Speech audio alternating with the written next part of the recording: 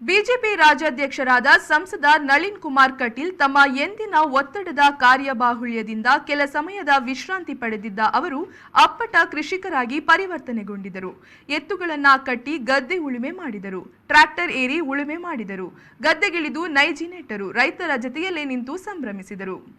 ಇದು ಪುತ್ತೂರು ಶ್ರೀ ಮಹಾಲಿಂಗೇಶ್ವರ ದೇವಸ್ಥಾನದ ವತಿಯಿಂದ ನಗರದ ಹೊರವಲಯದ ನೈತಾಡಿಯ ಗದ್ದೆಯಲ್ಲಿ ನಡೆದ ಹಡಿಲು ಗದ್ದೆ ಬೇಸಾಯದ ದೃಶ್ಯ. ಇಲ್ಲಿನ ಬಾಳೆಗದ್ದೆ ಗೋಪಾಲಕೃಷ್ಣ ಭಟ್ ಎಂಬುವರ ಹಡಿಲು ಗದ್ದೆಯನ್ನ ಪುತ್ತೂರು ದೇಗುಲದ ವತಿಯಿಂದ ಬೇಸಾಯ ಮಾಡಲು ನಿರ್ಧರಿಸಲಾಗಿದ್ದು, ಮಂಗಳವಾರ ಬೆಳಗ್ಗೆ ಸಂಸದ ನಳಿನ್ ಕುಮಾರ್ ಕಟೀಲ್ ಅವರು ಚಾಲನೆಯನ್ನ ನೀಡಿದ್ರು. ಆರಂಭದಲ್ಲಿ ಜೋಡಿ ಎತ್ತುಗಳಿಗೆ ನೇಗಿಲು ಕಟ್ಟಿ ಗದ್ದೆಗೆ ಇಳಿಸಲಾಯಿತು. ಲುಂಗಿ ಉಟ್ಟುಕೊಂಡು ಗದ್ದೆಗಿಳಿದ ಸಂಸದರು ಸಂಭ್ರಮದಿಂದಲೇ ನೇಗಿಲು ಹಿಡಿದು ಒಂದು ಸುತ್ತು ಉಳುಮೆ ಕಾರ್ಯ ನಡೆಸಿದ್ರು. ಇದರ ಬೆನ್ನಲ್ಲೇ ಪಕ್ಕದ ಗದ್ದೆಯಲ್ಲಿ ಟ್ರ್ಯಾಕ್ಟರ್ನಲ್ಲಿ ಉಳುಮೆ ಮಾಡಲಾಯಿತು. ಖುಷಿಯಿಂದಲೇ ಟ್ರ್ಯಾಕ್ಟರ್ ಏರಿದ ನಳಿನ್ ಕುಮಾರ್ ಕಟೀಲ್ ಅಲ್ಲೂ ಒಂದು ಸುತ್ತು ಉಳುಮೆ ಮಾಡಿದ್ರು. ಸಾಂಪ್ರದಾಯಿಕ ಜೋಡೆತ್ತು ಉಳುಮೆ ಮತ್ತು ಯಾಂತ್ರೀಕೃತ ಉಳುಮೆಗಳೆರಡರಲ್ಲೂ ಉತ್ಸಾಹದಿಂದ ಭಾಗವಹಿಸಿದ ಅವರು ಸ್ಥಳೀಯ ಕೃಷಿಕರು, ಧಾರ್ಮಿಕ, ಸಾಮಾಜಿಕ ಮುಖಂಡರೊಂದಿಗೆ ಉತ್ಸಾಹ ತುಂಬಿದ್ರು. ಈ ಸಂದರ್ಭದಲ್ಲಿ ಮಾತನಾಡಿದ ಸಂಸದರು, ಹಿಂದೆ ಭತ್ತದ ಬೇಸಾಯವನ್ನ ವ್ಯವಹಾರವಾಗಿ ಮಾಡುತ್ತಿರಲಿಲ್ಲ, ಅದು ನಮ್ಮ ಸಂಸ್ಕೃತಿಯ ಭಾಗವಾಗಿತ್ತು. ಇತ್ತೀಚೆಗೆ ಕರಾವಳಿಯ ಜನ ಅಡಕೆ ಮುಂತಾದ ವಾಣಿಜ್ಯ ಬೆಳೆಗಳತ್ತ ಹೆಚ್ಚು ಆಕರ್ಷಣೆ ತೋರಿದ ಕಾರಣ ಇಲ್ಲಿ ಹಡಿಲು ಗದ್ದೆಗಳ ಪ್ರಮಾಣ ಹೆಚ್ಚಾಯಿತು.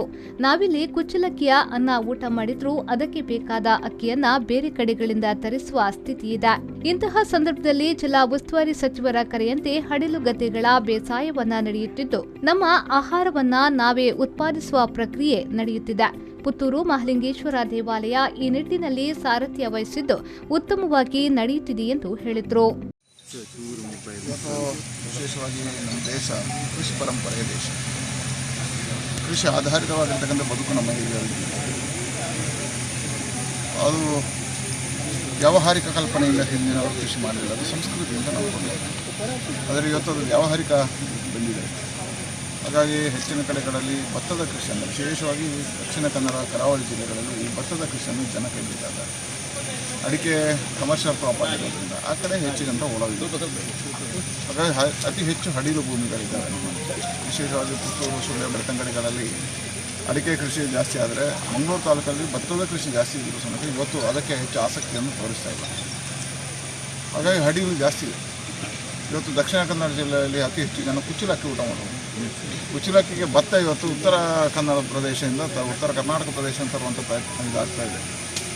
ಹಾಗಾಗಿ ಗದ್ದೆಗೆ ಇಳಿ ವ್ಯವಸಾಯ ಮಾಡುವ ಅನ್ನುವಂಥ ಪರಿಕಲ್ಪನೆ ಅಡಿಯಲ್ಲಿ ನಮ್ಮ ಆಹಾರವನ್ನು ತಾವೇ ತಯಾರು ಮಾಡಬೇಕು, ಆಹಾರಕ್ಕೆ ಬೇಕಾಗಿರ್ತಕ್ಕಂಥ ಪದಾರ್ಥಗಳನ್ನು ಅನ್ನುವಂಥ ಪರಿಕಲ್ಪನೆ ಅಡಿಯಲ್ಲಿ ನಮ್ಮ ಜಿಲ್ಲೆಯ ಉಸ್ತುವಾರಿ ಸಚಿವರು ಒಂದು ಹೊಸ ಪ್ರಯೋಗಗಳನ್ನು ಮಾಡಿದರು. ಅಡಿಲು ಈ ಭೂಮಿಯ ಉಳುವಿಕೆ ಮಾಡುವಂಥದ್ದು ಭಾಳ ಯಶಸ್ವಿಯಾಗಿ ನಡೀತಾ ಇದೆ. ಈ ವರ್ಷ ನಮ್ಮ ಜಿಲ್ಲೆಯಲ್ಲಿ ಅತಿ ಹೆಚ್ಚು ಭತ್ತದ ಕೃಷಿ ಆಗ್ತದೆ.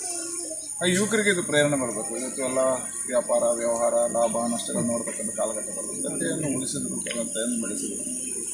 ಇದು ಕರೋನಾದಂಥ ಸಂದರ್ಭಗಳಲ್ಲಿ ಇವತ್ತು ಜನ ಹೊರಗೆ ಹೋಗೋದಕ್ಕಿಂತ ಊರಲ್ಲೇ ಇದ್ದು ಕೃಷಿ ಮಾಡಿದರೆ ಒಳ್ಳೆಯದು ಅನ್ನುವಂಥ ಕಾರಣಕ್ಕೋಸ್ಕರ ಪ್ರೇರಣೆ ಕೊಡಬೇಕು ಅಂತ. ಈ ಸಂದರ್ಭದಲ್ಲಿ ಪುತ್ತೂರು ದೇಗುಲದ ವ್ಯವಸ್ಥಾಪನಾ ಸಮಿತಿ ಅಧ್ಯಕ್ಷರಾದ ಮುಳಿಯಾ ಕೇಶವ ಪ್ರಸಾದ್, ಪುತ್ತೂರು ದೇಗುಲದ ವ್ಯವಸ್ಥಾಪನಾ ಸಮಿತಿಯ ಸದಸ್ಯರಾದ ಐತಪ್ಪ ನಾಯ್ಕ್, ಶೇಖರ್ ನಾರಾವಿ, ರಾಮಚಂದ್ರ ಕಾಮತ್, ರಾಮದಾಸ್ ಗೌಡ, ಬಳ್ಳಮಚಲ್, ರವೀಂದ್ರನಾಥ್ ರೈ, ಡಾ ಸುಧಾ ಎಸ್ ರಾವ್, ವೀಣಾ, ದೇವಳದ ಪ್ರಧಾನ ಅರ್ಚಕರಾದ ವಿಎಸ್ ಭಟ್, ವಸಂತ ಕಿದಿಲಾಯ ಮತ್ತಿತರರು ಉಪಸ್ಥಿತರಿದ್ದರು.